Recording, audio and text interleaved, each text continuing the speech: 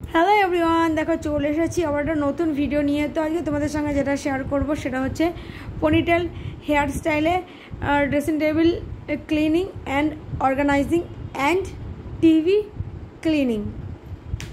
তো চলো স্কিপ না করে ভিডিওটা কন্টিনিউ দেখতে থাকো। আশা করছি তোমাদের ভিডিওটা ভালো লাগবে। তো আবারও অনেক দিন পর ড্রেসিং টেবিলটাকে সুন্দর করে পরিষ্কার করে গুছিয়ে রাখবো। তখন মানে কাঠের জিনিসপত্র এত হারে নোংরা পড়ে যে ঠিকঠাক পরিষ্কার না করতে পারলে ভীষণই নোংরা হয়ে যায়। তো আজকে অনেক দিন পর আমি সময় পেয়েছি আর একটু ভিডিওটাও তোমাদের সঙ্গে শেয়ার করছি। তো আজকে সুন্দর করে ড্রেসিং টেবিলের আশপাশটা ভালো করে পরিষ্কার করে নেব। কাঠগুলোর ওপরে প্রচণ্ড পরিমাণে ধুলো পড়েছে, তোমরা দেখে বুঝতেই পারছো। তো ভালো করে পরিষ্কার করে নেব। আর যে সমস্ত শোপিসগুলো, তারপরে আর্টিফিশিয়াল যে ফুলগুলো ছিল সেগুলো প্রচণ্ড পরিমাণে ধুলো পড়েছে, মানে এত ধুলো পড়েছে যে তোমাদের বলে বোঝানো যাবে না। তো আমি যদিও ঝেড়ে ঝেড়ে পরিষ্কার করছি, কিন্তু এইভাবে পরিষ্কার হবে না। এগুলোকে একটু জল দিয়ে ভালো করে ধুয়ে নিয়ে আসতে হবে। যেহেতু এগুলো আর্টিফিশিয়াল ফুল, তো প্লাস্টিকের, তো একটু জল দিলেই পরিষ্কার হয়ে যায়। তো যাই হোক, আমি আগে ভালো করে পরিষ্কার করে নিই, তারপরে কাঁচটাকে কিন্তু কলিন দিয়ে মুছে নেব, তারপরে টিভিটাকেও ভালো করে পরিষ্কার করে নেব। আর সমস্ত কাজটা কিন্তু আজকে আমি তোমাদের সঙ্গে পনিটেল হেয়ার স্টাইলেই শেয়ার করব। তো চলো স্কিপ না করে ভিডিওটা কন্টিনিউ দেখতে থাকো। আশা করছি তোমাদের ভিডিওটা ভালো লাগবে। যদিও ভেবেছিলাম যে ভিডিওটা রিয়েল সাউন্ডে তোমাদের সাথে শেয়ার করব, কিন্তু সেটা সম্ভব না। তার কারণ আমাদের বাড়ির পাশে প্রত্যেক শুক্রবার গানের অনুষ্ঠান হয়। তো আমি যেদিন ভিডিওটা শ্যুট করেছি সেদিন শুক্রবার ছিল, তো সেই কারণে কিন্তু মানে মিউজিক চলে এসেছে। তো মিউজিকগুলো যেহেতু এসেছে, সুতরাং ইউটিউবের তরফ থেকে কপিরাইট ক্লেম দিয়ে দিতে পারে। সেই কারণেই আমি কিন্তু টোটাল ভিডিওটা মিউট করে দিয়েছি, লাস্টে আমার ভয়েসটা এডিট করেছি। রিয়েল সাউন্ডে তোমাদের সঙ্গে শেয়ার করতে পারলাম না, সো সরি। আর লাইভেও আমি ঠিকঠাক আসতে পারছি না। আমি একদিন সময় করে রবিবার করে হয়তো আসব। তো চলো, অনেক বকবক করলাম, তোমরা স্কিপ না করে ভিডিওটা কন্টিনিউ দেখো। আশা করছি তোমাদের ভিডিওটা ভালো লাগবে। আর পনিটেল হেয়ার স্টাইলেই কিন্তু আজকে আমি এই কাজটা করে দেখাবো। তো চলো দেখতে থাকো ভিডিওটা।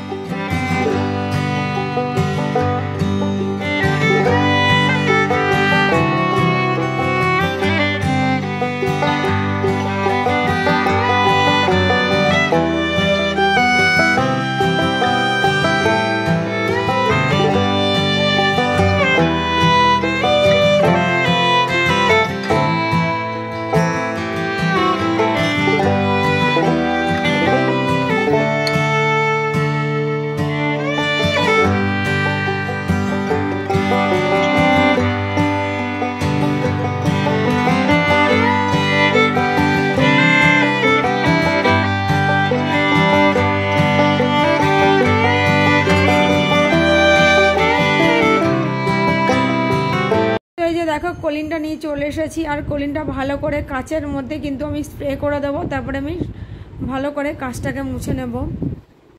আর গাইস, তোমরা দেখতে পাচ্ছ ড্রেসিং টেবিলের আশপাশগুলো কতটা চকচক করছে, মানে মুছে দেওয়ার পরে। অ্যাকচুয়াল কাঠের জিনিস মানেই তাই, প্রত্যেক দিন যদি মুছতে পারা যায় তাহলে সুন্দর লাগে আর কি, নতুনের মতন চকচক করে। কিন্তু কিছু করার নেই, মানে আমার সংসারে সারাদিন রান্না বান্না ছেলেকে সামলাতে গিয়ে দিন চলে যায়। আমি ঠিকঠাক সময়ও পাই না যে ঘরটাকে একটু সুন্দর করে গুছিয়ে রাখবো। তাই যেদিনই সময় পাই সেদিনই ভিডিওটাও শ্যুট করি, আবার তোমার ঘরটাও পরিষ্কার হয়ে যায়, ড্রেসিং টেবিলটাও পরিষ্কার হয়ে যায় আর কি। ঘর দুয়ারও পরিষ্কার হয়ে যায়, এই আর কি।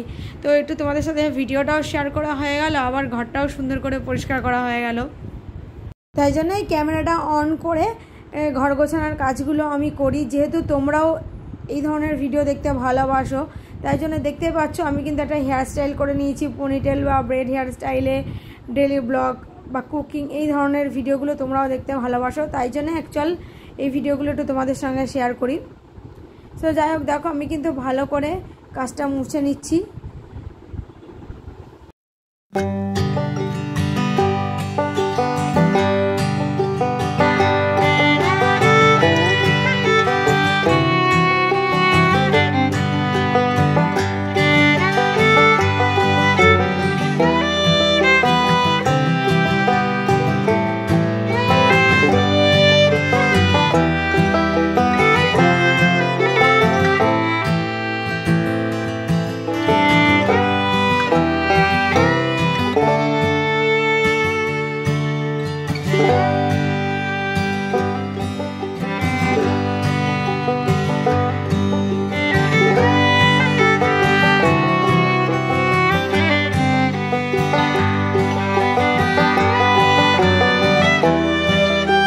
এই যে দেখো বন্ধুরা, ড্রেসিং টেবিলটাকে কিন্তু সুন্দর করে পরিষ্কার করে নিয়েছি, আর আর্টিফিশিয়াল ফুলগুলো নিয়ে আমি যাচ্ছি পরিষ্কার করে আনতে। এই যে দেখো আমি পরিষ্কার করে নিয়ে চলে এসেছি, আর ভালো করে কিন্তু মুছেও নিয়েছি।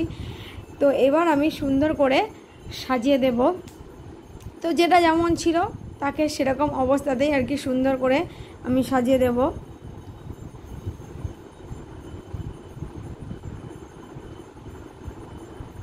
তো আমার ড্রেসিং টেবিলটা কেমন হয়েছে, সাজানোটা কেমন হয়েছে অবশ্যই তোমরা কমেন্ট করে জানাবে।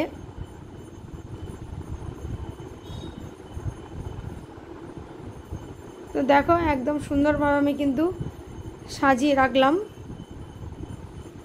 ঠিক আগের অবস্থাতেই কিন্তু ফিরে এসেছে আমার ড্রেসিং টেবিলটা, একদম পুরো যেন মনে হচ্ছে নতুন।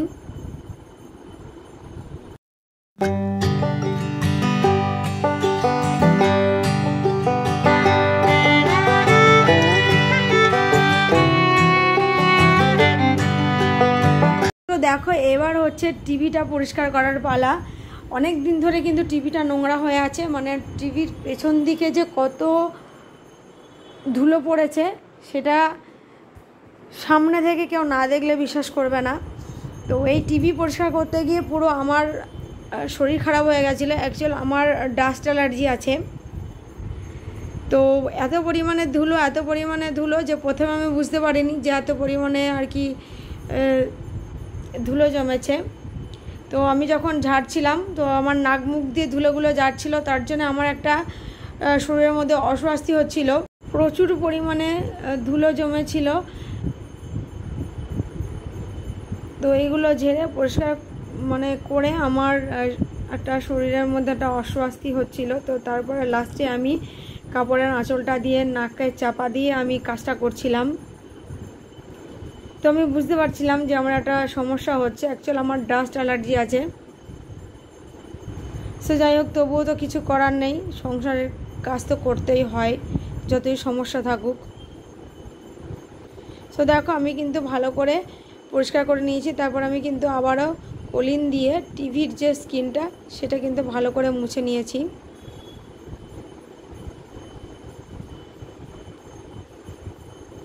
আর সমস্ত কাজটাই কিন্তু আজকে আমি তোমাদের সাথে পনিটেল হেয়ার স্টাইলেই শেয়ার করলাম। আর ভিডিওটা কিন্তু আমি আজ এখানেই শেষ করে দেবো, তোমাদের সাথে আবার নেক্সট ভিডিওতে দেখা হবে।